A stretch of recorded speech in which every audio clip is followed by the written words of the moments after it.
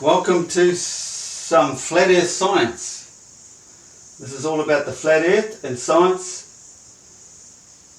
I'm here to explain how the whole system works. This is basically what my site's all about. It's about flat earth and explaining how the whole system works. You won't find it on any other YouTube channel. And I relate it with what science knows. It all adds up, so it can't be debunked. You just have to think logically, rationally, not like a globe lover. They get the spinning ball in their head and that's it. This explains everything. Today I'm going to talk about compasses, and this is 100% proof how the flat earth model works, and it's not a spinning ball. For starters, common man has been fooled all their lives. They've been educated into thinking they live on a spinning ball and a magnetic field comes from the south all the way around the ball and comes into the top.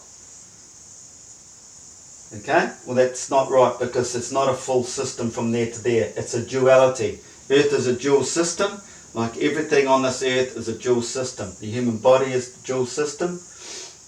Nature, everything in nature is dual. It always has an opposing force, an opposite.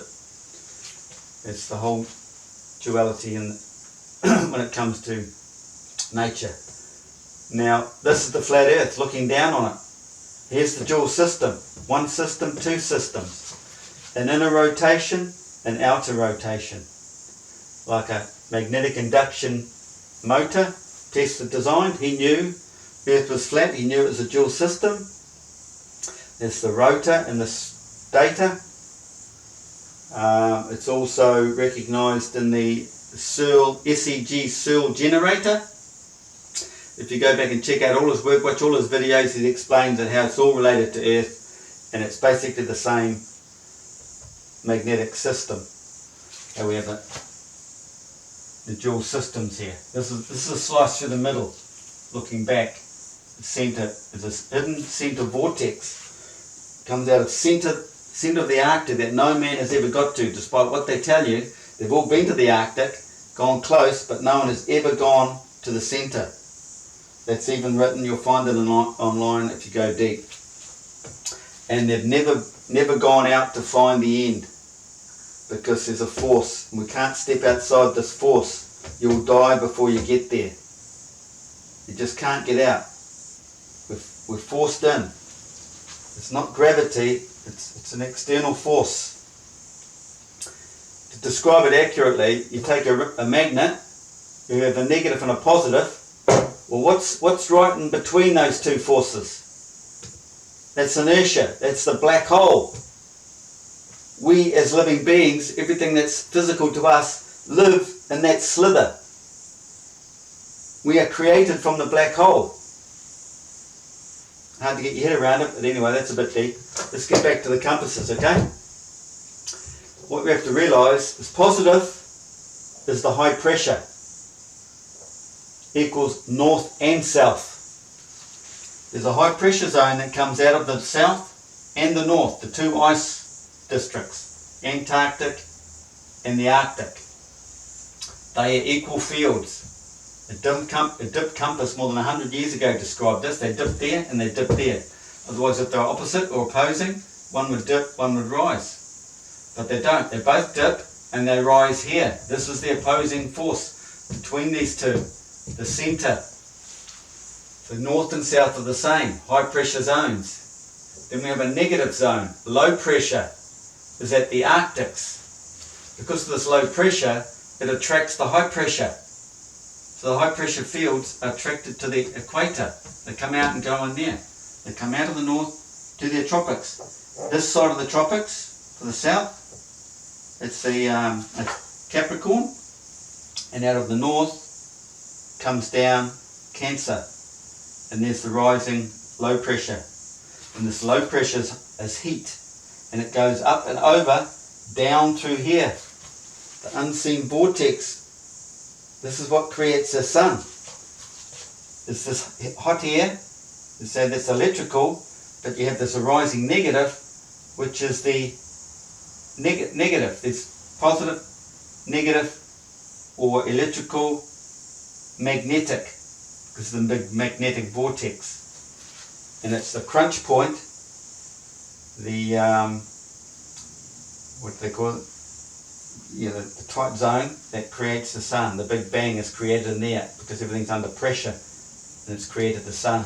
Once the sun is created, all the electrons flow, everything, the whole system starts flowing and working. Not long after the Big Bang, all life appeared on Earth within the 6 days, because it could just happen like that. We just appear because we're not physical. We are from light beings. We're like, they say, fallen stars from the stars, made physical, in a physical appearance. But because we're made physical, we've lost the spirit, the spiritual side, the unseen side. We've been made physical, so we are created without the spiritual side to our physical system. This is why this is hell. That's heaven, that's hell. This is hell. Our meaning to life is to connect hell with heaven. The duality, bring them into singularity. This is the meaning to life. This is what all the Egyptian hieroglyphs, all the monuments, everything is regarding the meaning of life. And we've just, because we're down here in hell, we're ignorant, egotistical, we've missed it all. But those who are awake find it. Anyway, that's another deep story. Let's get back to magnets, compasses. So we all know compasses, the average basic compass has a magnetized needle. Magnetized needle. And if you're in the south, that magnetized needle is going to point between the tropics, and the south, because they are both the two opposing forces. If you're in the north, it's going to be aligning with there and there, because they are the opposing forces. So if you have a compass down here, and you want to get up into the north and start going north, that needle is going to spin and start pointing back to the tropics, because this is designed to point to the tropics, north and south. And it's weighted this end to stop it from dipping this end, to keep the pin level. So if you use this compass and go up there, down here your needle's pointing that way. It's pointing to the north. That's north. So put the point on this end, which is the opposite to this. So it'll be, let's not get confused. Anyway, the point is pointing that way, to that's north, but it's actually pointing to the tropics. So if you get into there, it's going to spin around and start pointing back that way. So they have to create another compass, put the needle on the other end, and weight this end to stop it from dipping into there. So there's 4 systems really. You come close to the south, your compass will start dipping into there, so you need your weight. But if you take this compass up here, it'll be off balance, because you've weighted half. Because being on the equator, everything is equal. Balance between there and there. So everything is nice and balanced. Perfect direction to north and a perfect direction to south. But if you're using either compass, it's going to be tilted one way with the weight. Now the other thing is, the compasses follow the magnetic field lines. You will follow this curve all the way to the tropics. You're not going to go from A straight to B, because nothing is linear on Earth. In our creation, nothing is straight. It's all waves, curves, vortexes, spirals. Nothing is straight. You'll be following this. And this is what GPS is all about. They've computerized it to calculate this curve, so you can travel in a quick straight A to B line, instead of taking the long way around following that curve. Okay? This is why we have these other modern compasses, not the typical needle compass. You get to the tropics and it'll point in both directions, because it's both even. Otherwise, come south, you'll get it pointing down, and up in the north you'll have it pointing down. They both dip down. One doesn't dip down and one dip up. which they should if you think you live on a spinning ball and the magnetic field leaves the south and goes to the north, shouldn't that point down and that one up? Or vice versa? No, they both point down, and the dip compass will point up at the equator. Because look at the fields. The field is rising here, the field rises in the north. But it comes down to the earth at the tropics. So they'll be opposite. Now, this is 100% proof that you cannot live on a globe. This is all described in science. They describe this as the solar winds. They know the solar winds converge at the tropics and both curve west. Sir Edmund Halley discovered the magnetic field lines and drew them on the plane, both curving west. Science has hidden this under the name of solar winds. Now, what are solar winds? The sun doesn't blow around in the wind.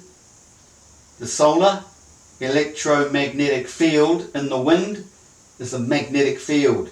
That's what it does. It gets to the tropics, gets sucked down to the earth because of the counter force of the low pressure, and the magnetic field goes through the earth negative and comes back up. Just like induction motors. The positive field will spin back in the other direction, negative, before coming back up to become positive.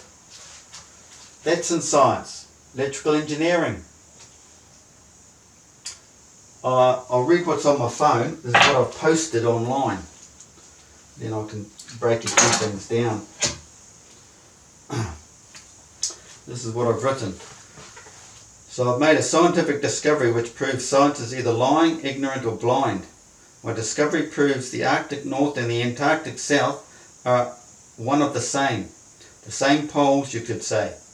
It is the tropics that is the opposing polarity. The Arctic's magnetic fields are both the same and travel to the tropics as the opposite attraction.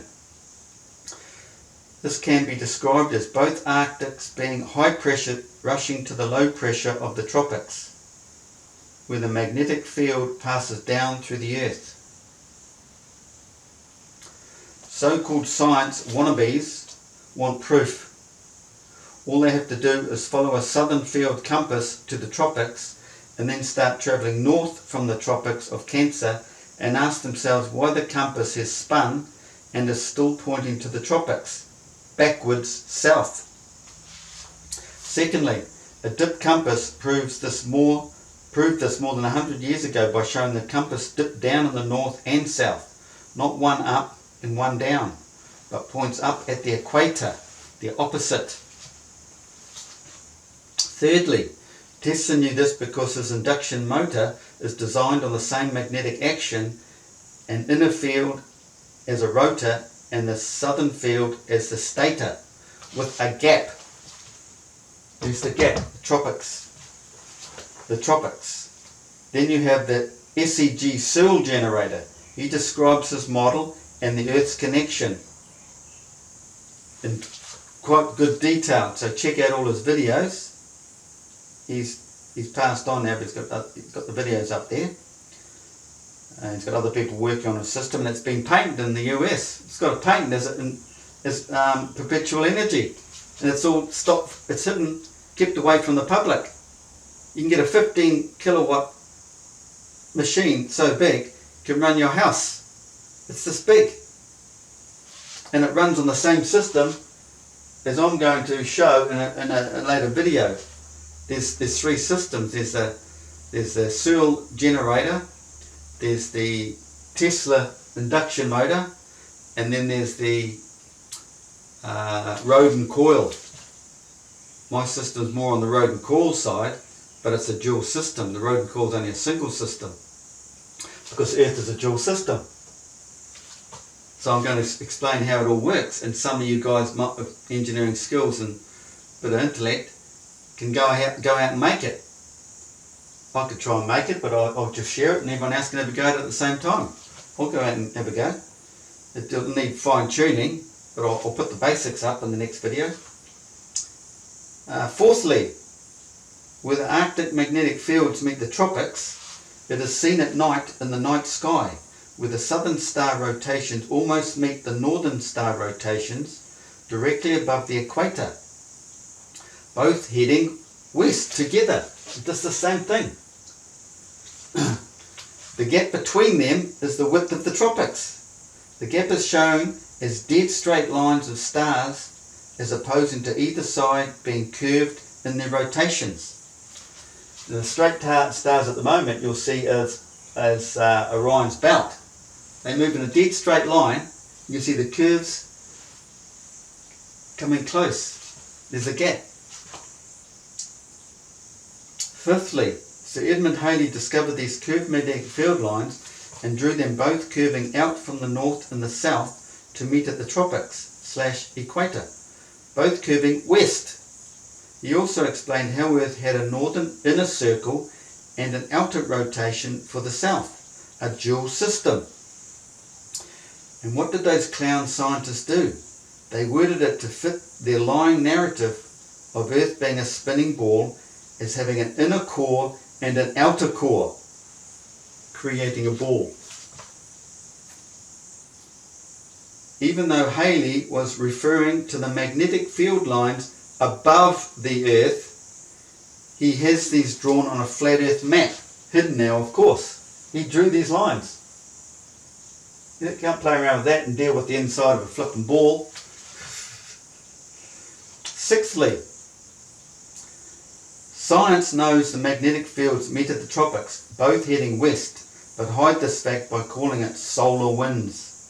They are outright lying and hiding the truth, or they are completely ignorant or incompetent and don't realise the solar winds are, or at least carry, the Earth's magnetic fields, as well as being the high pressure with the counterforce being the low pressure. So they know it's wind, high and low pressure. What is the solar representing if it's not the electromagnetic field? Because I can tell you straight, it's not the sun flying around out there in the wind. What is wrong with the human race? I just proved the Earth is flat with this one subject only. Earth's magnetic field lines. Well, basically I've described the whole thing. Let's go back, check out a bit of science, shall we? I've got a few sites here.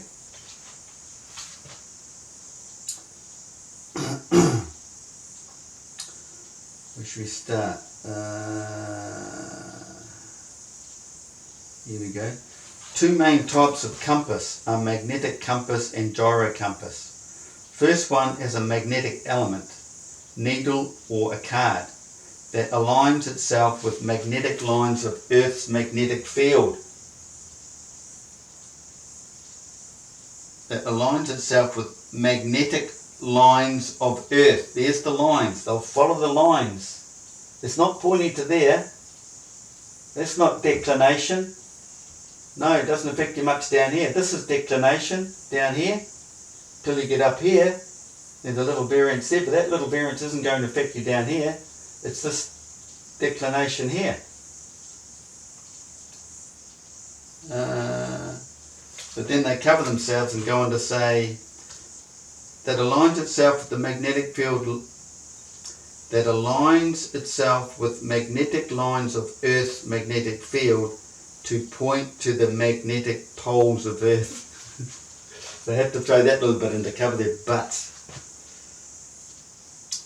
What do we got here? The compass functions as an indicator to magnetic north, because the magnetic bar at the heart of the compass aligns itself to one of the lines of the Earth's magnetic field. Depending on where the compass is situated on the surface of the Earth, the variance between geographic north or the true north will increase the farther one is from the prime meridian of the Earth's magnetic field.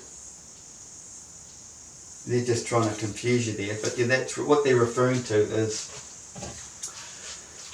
this variance here. You see, that way you're going to think north's here. You get more around here, you're going to think north's there. That's the variance. meridian, they're referring to it like a straight line from there to there. There's no straight lines. It's to do with this angle here. This is really fine print. It should be noted that the geographic North Pole and the magnetic poles don't... Oh, we all know all that rubbish. In the northern hemisphere, the magnetic field dips downward towards the north. The dip angle, which would cause the north pointing end of the needle to droop downward. Simple compasses for use in the southern hemisphere are the north pointing end of the needle weighted to prevent this. See, they've complicated that story right there. Instead of just saying in the north your compass will tip down in the north, and if you're in the south, your southern end of the compass will dip down to the south. That's the easiest way to explain it, to tell the truth, but they don't say that. They confuse you. They just mention the north, and then they go on to talk about the south, which would cause the north pointing end of the needle to drop downward in the north. Simple compasses for use in the southern hemisphere have the north pointing end of the needle weighted to prevent this. Think about that. This outright. Here's some more. Small pocket compasses have a magnetic needle pointer balanced on a sharp pivot in use. The compass case is held in a horizontal plane in the northern hemisphere. The magnetic field dips down towards the north, the dip angle, which would cause the north pointing end of the, it's the same BS. Southern hemisphere, the south pointing end of its needle would dip a lot more. Since that is the weighted end, oh god, here we go. Yeah, well, you're not going to dip at the southern end, are you? You know it dips here, so you have to have the weight this end to stop it from dipping, to keep the balance. Right? Till you get right up here, and that, because you've got the weight here, it's obviously going to go like that anyway.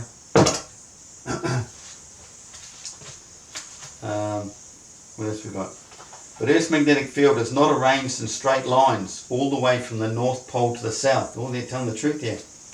As you get closer to the magnetic North-South Pole, the field lines will curve to dive straight into the magnetic North Pole. And they curve. They're like this. So out here a compass is going to be no good because it's going to be pointing like this. Get far enough south, it's probably got like that. It's going to turn as you come around like this. As you get close to the magnetic South Pole, the field lines will curve to dive straight into the magnetic South Pole, running perpendicular to Earth's surface. Look at that dip too. So quite often compasses actually won't work, said Tom Jordan, a geophysicist with the British Antarctic Survey. Instead of trying to point horizontally, what your compass needle's actually trying to do is point straight down into the Earth. What that means is, if you were to visit the South Pole bearing a compass with a free floating needle that could move in 3 dimensions, the south end of that compass needle would point straight down once you reach the magnetic South Pole. That compass would behave similarly at the magnetic North Pole. The north end of the needle would be trying to point straight down into the ground, according to Jordan. So they're starting to tell the truth now. A couple of years ago they weren't putting all this out there. You could only find it dipped either there or there, and then they fudge the rest. They don't just come out straight and say it dips there and it dips there. It's all here now. Because compasses, I've been putting online for a whole year, because compasses behave oddly near the magnetic north and south. Explorers used to calculate the location due north by mapping an angle of the... So basically that's it. So you can't deny this. This is how the magnetic fields work. See how the slow pressure comes up and comes back down through there. These are the opposing forces. It's like it's gone negative and it's positive. It's positive above ground, negative below ground. This is like this heaven, hell, non-physical, physical. And they come up, right up and come to a crunch point. This is what we see in alchemy. We see well, basically, we start to come back a bit. The film's probably going to run out, but there's the great pyramid of Khufu. That represents the Queen's Pyramid. But basically, up in La La Land, we do not see, the planets are on this sort of shape, and the sun is here. And look at that. But we see in our sky, looking up this way, don't we? And it's usually on this elliptic because it's a big vortex like this, and these are on elliptic angles. That's how you wind up a vortex, don't you? So it's on an angle. So you've got the planets like this and the sun's in here. This is how we see it out in our sky. This is the moon pyramid. But up here we have the King's Pyramid. The sun is sitting in there. It's got the full height. That's Kefri. This the moon represents the moon, which is magnetic. This is positive. This is electrical. And this is negative, which is magnetism. Magnetism, electrical. But you carry the triangle up, you basically get the crunch point here. Pressures converge to this point and created the sun. Bang. And then you get the big field out here. It's a bit dead. But this ring